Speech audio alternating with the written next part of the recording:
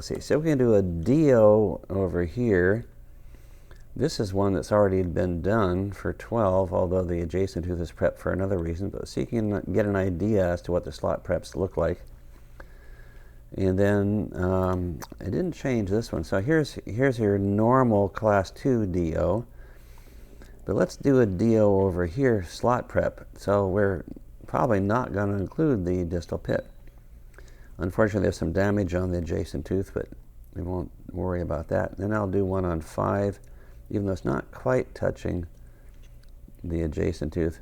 If 4 were changed, probably it would be pushing 4 and 5 together. But anyway, we'll take a look. So let's do the DO over here.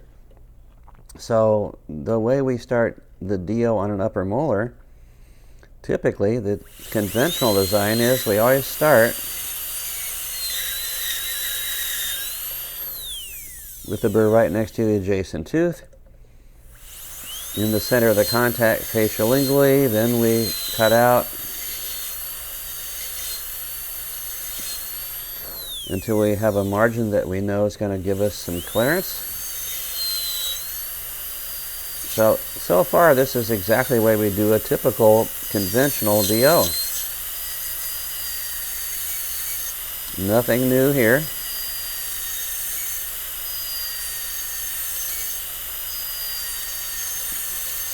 By trial and error, we find the margins. Let's go a little farther facially. Again, looking so you can see exactly how close the burr is to the adjacent tooth. So find the margins facial-lingually. So that's what we did when we did the, let's see, where's that other one? There we go. When we did this one, we find the margins, then we found the angles. Next, so we're going to do that same thing right here. Now we cut in from the margin.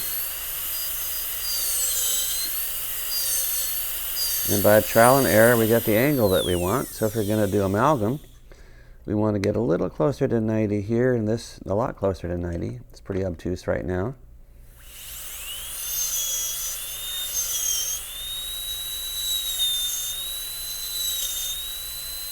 So find the margin, find the angle, get some length. We'll make this a little bit flatter.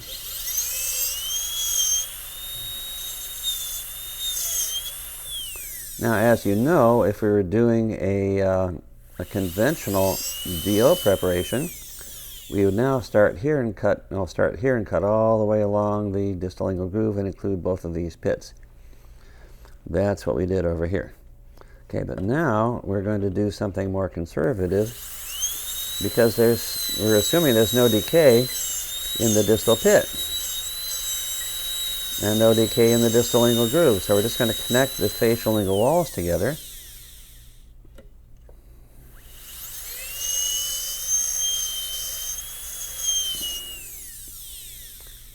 So now we have the clearances and the angles and the lengths, and again, we've preserved that pit. If there's no decay there or here or up here, then we don't need to include that. Okay, so now we're going to go gingerly. So back to the 55 burr.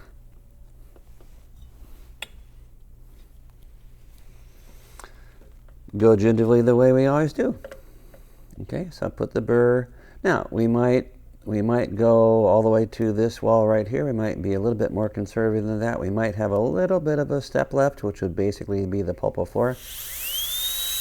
But let's just assume that we're going to keep it, the axial wall, basically where the outline form was. So we come down the corners, drill the holes the way we always do, steps 1, 2, 3, and 4.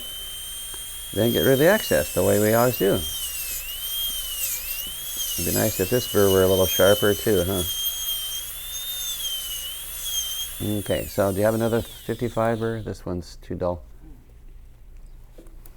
Now with a sharper burr, we can get rid of the excess along the lingual wall,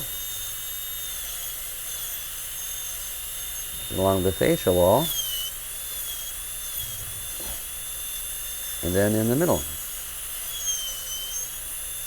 Again, always looking parallel to the contact downward at a 45-degree angle. Now I need to get more clearance. I'm only going to get a couple of tenths of a millimeter down there right now, so let's go a little farther.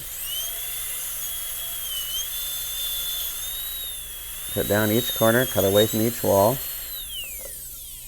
Now get rid of the excess. Again, the usual 7 steps.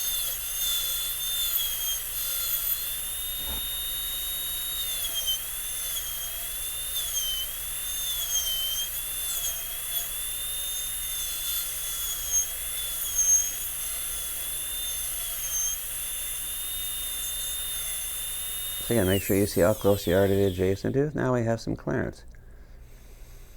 Okay, so let's have some hand instruments. So we need an enamel hatchet and a hoe and a gingival margin trimmer. I can probably find the gingival margin trimmer. Why don't you go ahead and find the hatchet and the hoe?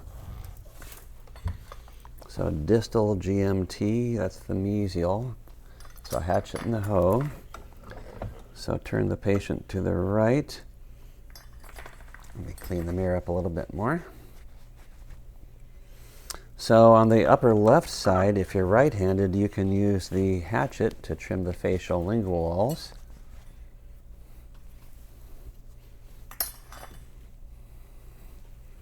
Okay, and got the hoe. So now let's come down the facial wall right here. Make sure there's no hook at that margin, and we can sharpen the internal line angle as well.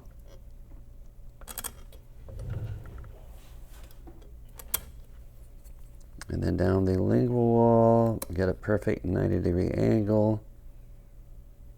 From the occlusal right down to the gingival, make sure there's no hook. Sharpen the internal line angle. So if this is an amalgam prep, you think we're going to need to place a retentive groove? Yeah. Okay, so the hoe, we take the sharp edge and put it against the axial and cut into the facial wall right at the axial, the way we always do. And then we're going to trim into the, cut into the lingual proximal wall at the axial wall to make a retentive groove there, the way we always do. If you think you need to get a little bit more retention, then use a burr to follow up on the hand instrument. But this will give you a basic start. And then we use the gingival margin trimmer to angle the gingival floor all the way to the facial wall and all the way to the lingual wall. Now, the only thing that we haven't talked about is what to do on the occlusal surface. So again, we're angling the floor. Unless it's a class 2 composite, we're not beveling the floor. We're just angling it. I'm even leaning the instrument a little bit more. We can't get quite as much angulation toward the axial wall because the axial wall is a lot taller than usual because we don't have the conventional design where the isthmus is there. Okay, so what are we going to do now with the occlusal enamel between the pit and this margin? Notice that if I take an Explorer and run it from the pit, this is rising. The surface of the tooth is rising toward that margin. That means that's unsupported enamel on the occlusal surface. So what do you think we should do? Okay, we're going to do some enameloplasty. And the best burr for doing that is the 7404, a burr that's very familiar to you.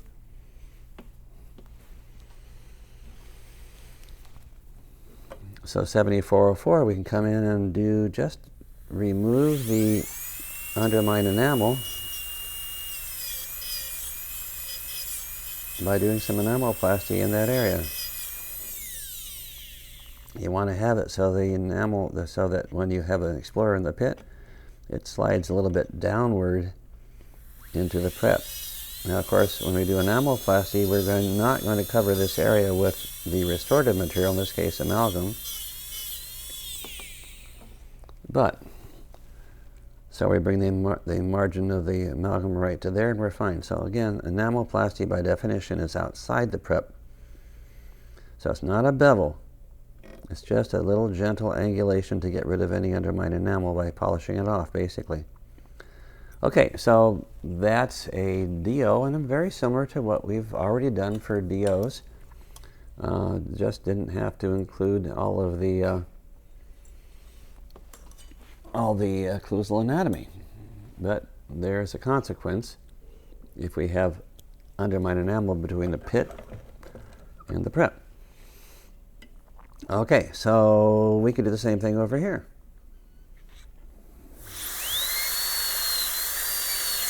Oops, got a new 330 burr.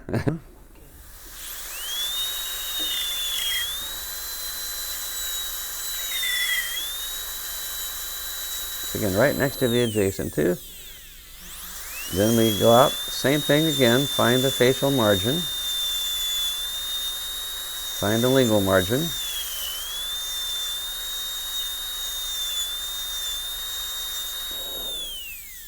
Safest to actually cut with the end of the burr.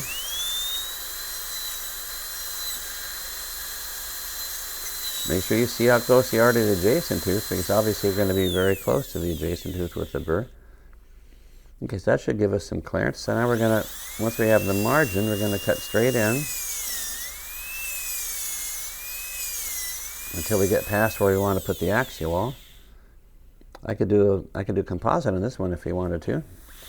So again, find the margin.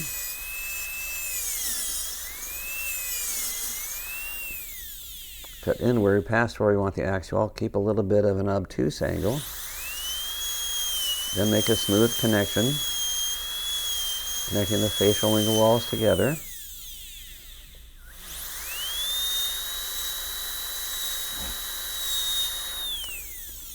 Now let's go gingerly.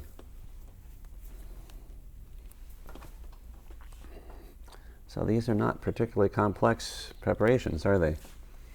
So we need to go gingerly, get some clearance so we can make a gingival bevel since we're doing composite.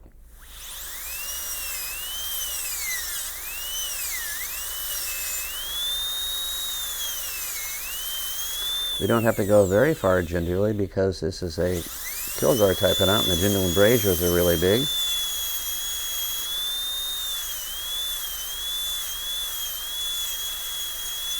So again, 7 steps as usual. Okay, and then we can use an enamel hatchet, the hoe, to trim down the facial margin. Make sure there's no hook there. Make sure you have exactly the exit angle that we want. Don't have to sharpen the internal angle, obviously, for composite. Same thing on the lingual margin. Okay, and we could angle the gingival floor, same as we've done before.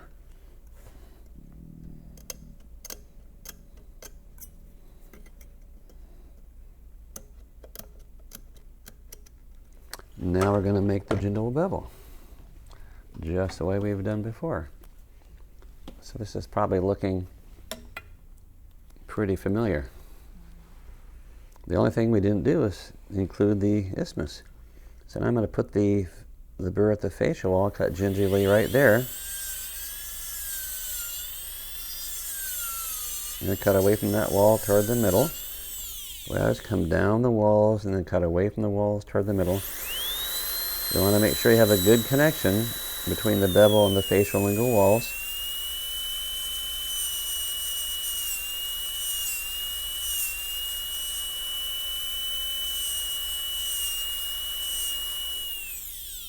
Okay, so now we have the gingival bevel connecting the facial lingual walls together.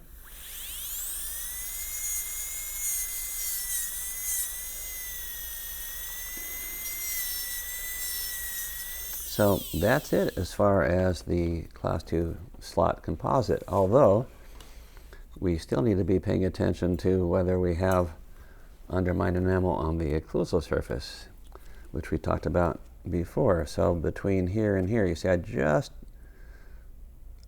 almost got to that pit. So there's still a little bit of rising enamel.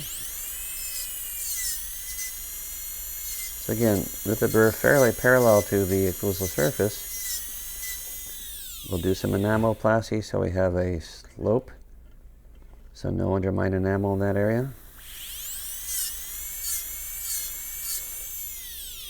So now we're ready to restore the tooth. Okay, so let's do one more. These are awfully fun. You just can't stop doing them once you get started, right? So let's see. We actually already have one on this typonauts down here for this molar MO. But let's do another one over here. Even though it's not a full contact.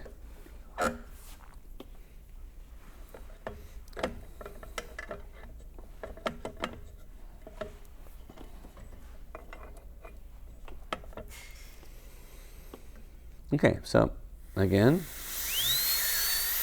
make a hole in the middle of the contact, facial lingually.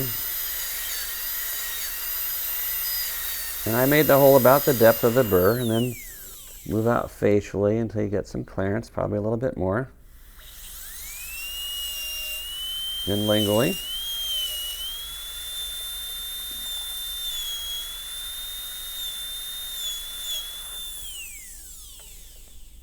A little more.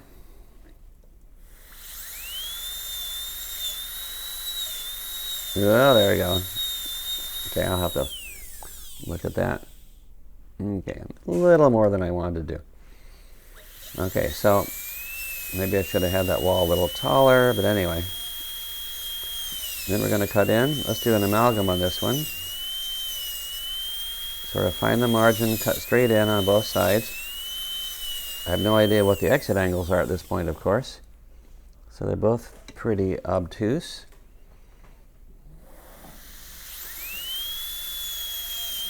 Should probably put an extra finger behind the handpiece here for cutting the lingual of 19.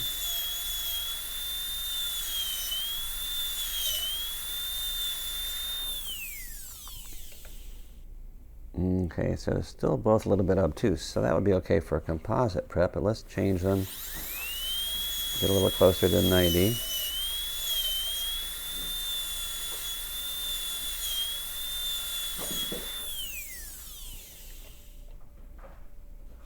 Okay, lingual we can live with. Let's do a little bit more on the facial. Okay, then we're going to connect together from the lingual to the facial, just a nice smooth curve.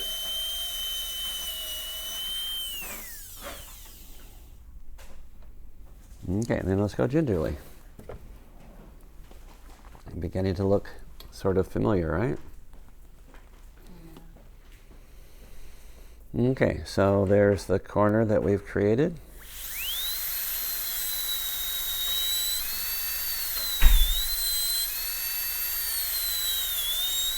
So again, we look parallel to the contact, downward at a 45-degree angle. Make the corners, cut away from the walls.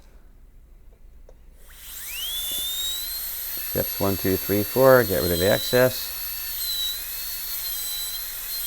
and the excess. Always making sure you can see how close the burr is to the adjacent tooth. Okay, so we're just about got that taken care of.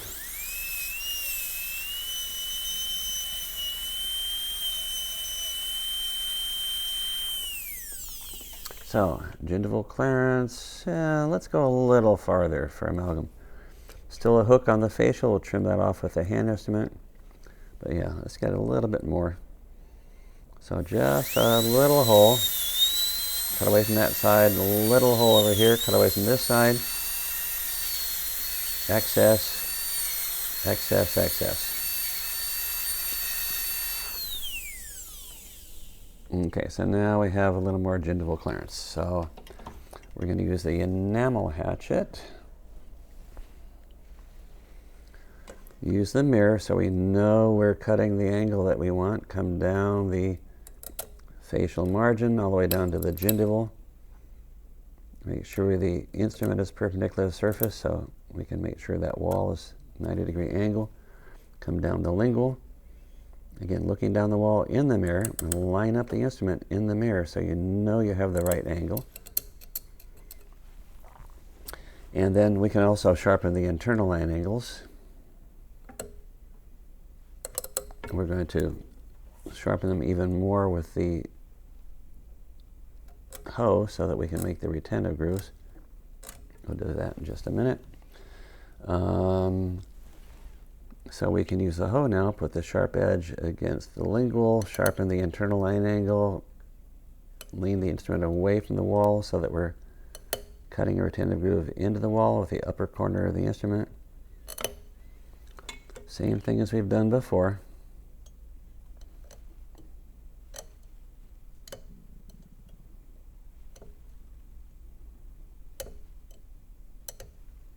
In this case, we want to start and only put the retentive groove in dentin. There's enamel on the occlusal part of that wall, since we don't have an axial, so I don't have a pulpal floor to guide us as far as how tall we come up, but just get some retentive grooves in there. We're going to angle the gingival floor. Now this is an MO, so we're going to use the mesial gingival margin trimmer.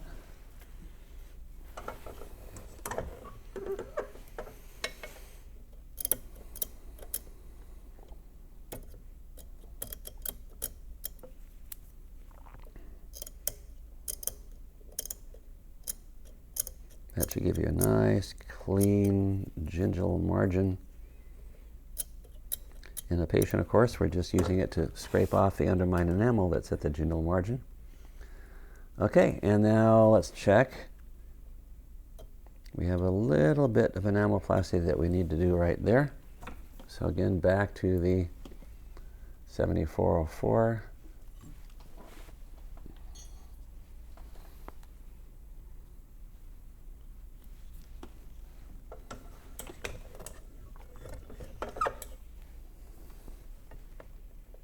So you can see that pit, and between the pit and the margin, there's just a little bit. It's just rising a little bit. So again, it's not a bevel. We're just doing some enameloplasty at basically the same slope as the tooth. And again, the amalgam in this case is just going to come up right to that margin right there. It's not going to cover where we just did the enameloplasty because it's not a bevel. Okay, so that's what we would be looking at as far as the slot preparation on this tooth. And that's all you have to do. So we got 3 of them that we did. So you have a pretty clear picture as to what's involved with the prep.